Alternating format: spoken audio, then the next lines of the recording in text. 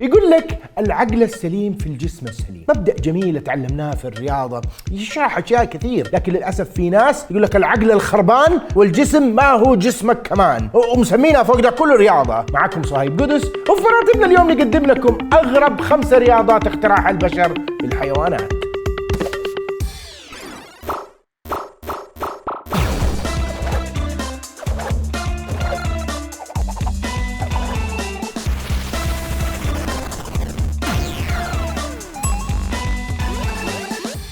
قواعدنا سجلها في الدفتر عشان الكل يفهم التصنيف والترتيب. رقم 1 اعتمدنا على رياضات معتمدة من هيئات البلد نفسها. رقم 2 استثنينا من القائمة رياضات الحيوانات المعروفة وركزنا على أكثرها غرابة، يعني بالعربي ما في سباق الخيول مثلا. رقم 3 اعتمدنا على جماهيرية اللعبة، يعني تخترع انت وصاحبك لعبة ما حد داري عنها ما راح تكون موجودة معنا في القائمة. وعشان نوصلكم جديد المراتب تدرب بالسبسكرايب، علق لحصانك الجرس، وزر المزرعة باللايك والشير. في المرتبة الخامسة سباق السرعة البطيئة. اليابان بلد الغرائب والعجائب، اللي عندهم أغرب المأكولات، أغرب الملبوسات، أغرب التقنيات، أغرب البرامج. طبيعي يطلعوا لنا من غرائبهم مرتبة لهذه القائمة.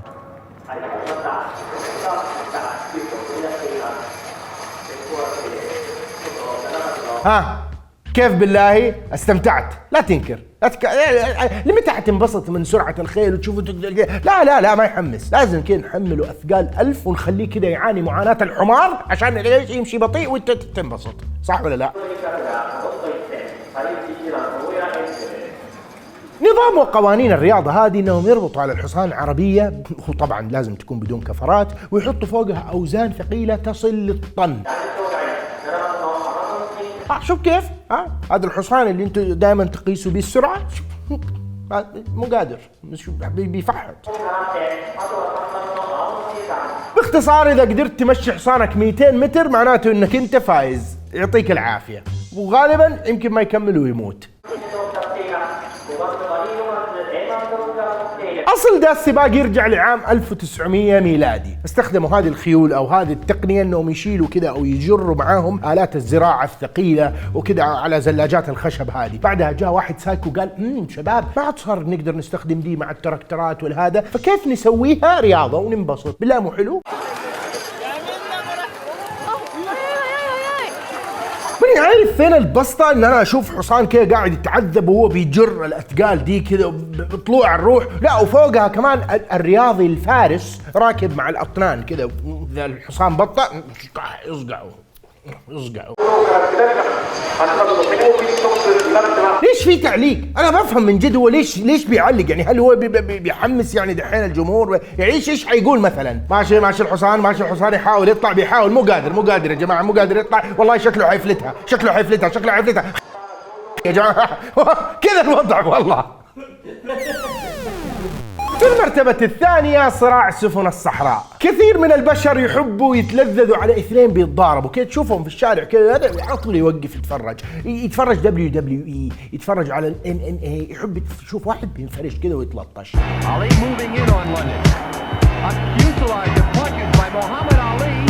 بعدين كده في فئة منهم قالوا صدق طفشنا من المضاربات هذه، ورا ما يعني نجيب ايش حيوانات، فصار يتكيف على مصارعة الثيران،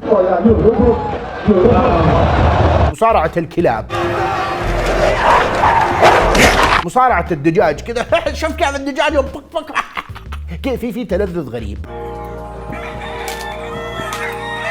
وفي تركيا قالوا يا شباب كيف نسويها بالجمال؟ قوانين اللعب واضحة وصريحة، يا انه جمل يطرح الثاني على الارض برقبته او يفرشوا فرش كذا لين الجمل يقرر يفقع.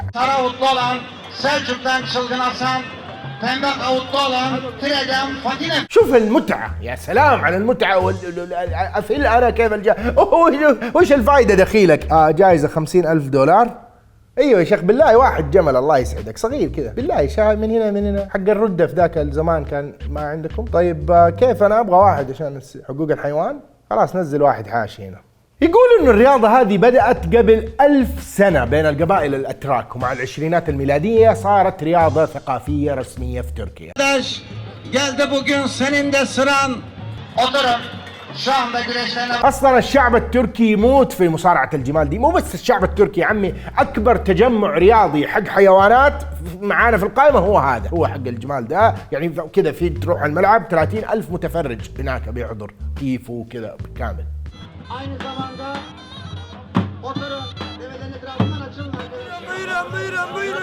كل واحد نازل ومقطب الجمل حقه بفرشات ورسومات لا تسأل كيف يخلوا الجمال يتضاربوا. ممكن احتمال ما يتضاربوا بس لا تشيل هم، القائمين على هذه الرياضة دول جن كذا، اللي ايه كذا انه يلا كل مرة نسوي ذا الموسم حق الرياضة دي يكون موسم الزواج الخاص بالجمال، فكذا ينزلوهم كلهم، بعدين ينزلوا ايش واحدة ناقة تاخذ لها لفة كذا اغراء وهاتك يا فرش، كل واحد يبغى الناقة المزة وفرش. A female camel in heat is in attendance to keep the competitors motivated. كثير من منظمات حقوق الحيوان قالوا يا جماعة لازم نوقف هذه الرياضة، هذا مو كويس كذا، غلط. انتوا ايش بكم انتوا تقعدوا تخلوا الجمال يتقاتلوا وبهذه الطريقة الهمجية؟ بس الاتراك لما سمعوا الهرجة دي قالوا خلاص ما عليك، احنا بنسوي شاورما لحم للجمال. The most popular snack at the event is camel sausage. The meat comes from camels that aren't fit enough to wrestle anymore. خلاص عدانا العيب، ما سوينا شيء ترى، يعني وزعوا كذا كل اللي في الملعب. انت ايش عندك؟ في المرتبة الثالثة سباق من المجاري. انت كإنسان طبيعي تشوف الصراصير تقرف، تقتلهم بأقرب مداس الله يكرمك وخلاص، بس في ناس غيرك تشوفها بشكل مختلف تماما. Here now going in. They then have a target set up at the bottom of the ring and they. السخيف انه كيف الموضوع البايخ ده بدأ. هيا تدري الصراصير حقتنا انظف منك يا شيخ، اسري يا شيخ، صراصير حارتنا ينجزوا اسرع منك. كيف؟ يو تعرف لو صراصير حارتنا نزلوا قدام صراصير حارتكم والله لا يكسبوهم. اقسم بالله الموضوع بدا زي كذا، بدا كل واحد كذا لا انت صراصيرك انت صرصار، كل واحد راح يجيب صرصاره وبداوا يتسابقوا. ومن بعد ده الموقف قالوا اوه والله شوف كيف ما شاء الله صار حماس والناس كلها بترقب، ليش ما نسويها رياضه رسميه للصراصير وقرف وكل شيء.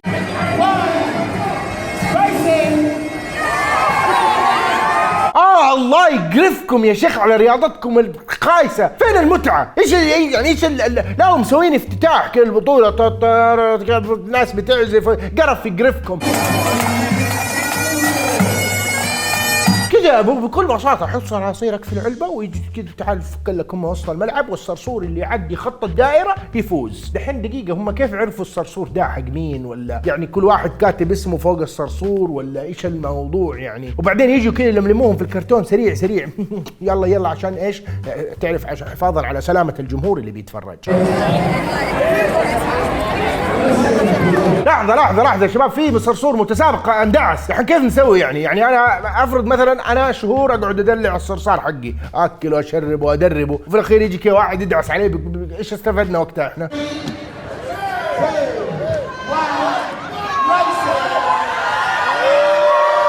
لا وما شاء الله قال لك انه يعني دحين اللي قاعدين نشوفوا شيء مره فله. يعني بدات الرياضه الغريبه دي عام 82 في استراليا، وسنويا يسووا لها مباريات في اضخم فندق في المدينه اللي هو فندق بريسبان كذا مع مئات الجماهير. لا وفي صراصير اساطير عندهم كذا اللي صاير لهم القاب، سوفت كوكي وكوكي بالبوا. اللي كوكي على فكره تدليع الكوكروتش اللي هو الصرصار كذا. والله اتدلع الصرصار يا اخوان، وبقيت كل يوم اكله بايدي. باكلي مين؟ الصرصار. والله يا جماعه انا ماني فاهم كيف في ناس كذا انا اقوم واروح في التجمع واوقف في سره واجلس واقعد استمتع في القرف ده. يعني من غير ما افك البلاعه حق بيتي واقعد استنى، يعني ما اعرف ايش فرقت يعني. I don't really come for the cockroach races. I'll just come for the booze and to celebrate the public holiday. قول كذا يا حبيبي من اول. انا اقول والله مستحيل يتجمع، تريهم الشباب جايين هنا يلا يقربعوا، لا صراصير ولا جو عليل وبسطه. في المرتبة الثانية البوزكاشي، تعتبر أخطر الرياضات اللي بالحيوانات في العالم، اللي هي زي البولو. تعرف البولو اللي انك انت ايش تقعد على فرس وبعدين تقعد تصقع في كورة بالعصاية، بس اللهم انه بدون عصايات. واللهم الكورة اللي حتحطها في مرمى الخصم ما هي كورة، هي غنمة أو تيس مقطوع راسها. يدفعون المال لأفضل الفرسان ويقومون بتمويل إنشاء الملاعب، ففوز فريقهم يشكل مصدر هيبة كبيرا بالنسبة لهم. ليش يعني ايش تسوي انت؟ ليه يعني ممكن زمان اتفهم ما كان في كوره فكانوا كذا يلعبوا بدي الطريقه الهمجيه، بس خلاص صار في كوره، ما تقدر تمسك الكوره حط كذا خيشه كذا ارمي فيها 6 كوره اجري بالخيشه، ايش العبط ده؟ الرياضه الغريبه هذه منتشره بشكل مره كبير في دول اسيا الوسطى، بالذات افغانستان كذا عندهم هذه اللعبه يعني لها شعبيه مره كبيره. ونيل لقب بطل أفغانستان في لعبة البوسكاشيا التقليدية التي نظمت الأحد. كذا اللي يلا شباب انا الصراحه نازل اليوم تمرين بوسكاشي، تيس عليك؟ اي خلاص ما عليك انت اجيب لك، وعلى هذا الحال يا حبيبي كل جمعه، حتى رامبو يا حبيبي لعبها. كثير دول مظبطين ملاعب لهذه اللعبه كذا جاهزيه كامله كذا، ارضيه ملعب، تغطيه اعلاميه، مدرجات، شغل يا حبيبي احترافي.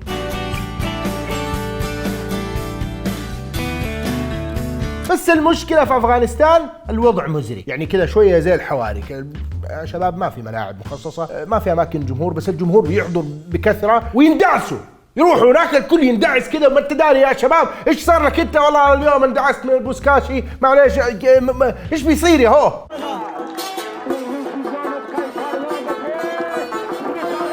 وهذا من الاسباب اللي مخليها اخطر الرياضات اللي موجوده معانا في القائمه، بس تصدقوا شويه انا تحمست اجرب العبها، والله ما اعرف ليش هي الرياضه الوحيده اللي احس كذا تعرف زي حقت هاري بوتر كذا، تحس فيها يعني ايش، انا بلعب في الملاعب الحقيقيه مو الخطيره.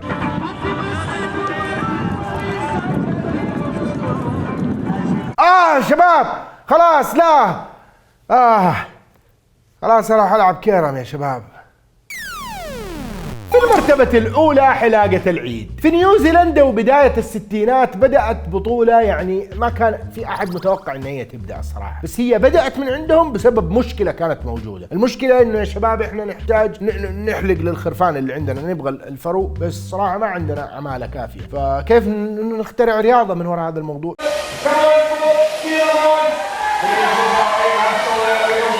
وي هذا والله مو رياضه، كذا الخروف جالس كذا ويقعد يتشقلب شيل يا حبيبي كذا لين كره نفسه كذا. الله يا الله لو تذبحوني يمكن اهون يا شباب.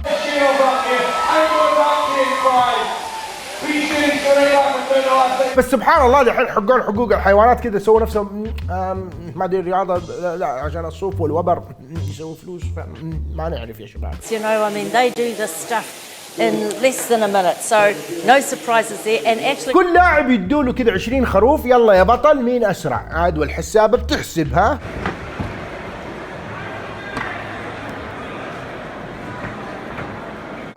بالمقص كمان، هذا تحسه كذا ليفل ثاني، اللي هو اذا انت كنت ليجندري في هذه اللعبه تروح على ليفل لعبه المقص كذا، تقعد تقصقص كذا. الحين بس دقيقه عندي مشكله، انا الصوف اللي بيطلع من الخرفان هذا ايش وضعه يا شباب؟ مين حيشيل ده كله؟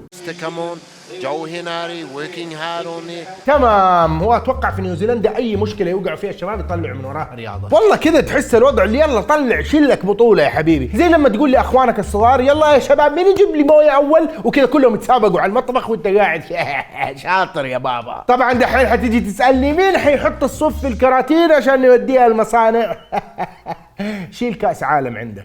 Up goes Adam. Joe said, come on young fella, get in there. عالم معي عالم تنجز، تبى تخلص سريع. واضح انه التحدي الجاي شباب مين يسوي الملابس الصوفية بسرعة، يلا بعدين كده بعدها بشوي، يلا كل واحد يفتح المتجر يطلب اوردر اونلاين، يلا الان مين اسرع، يلا.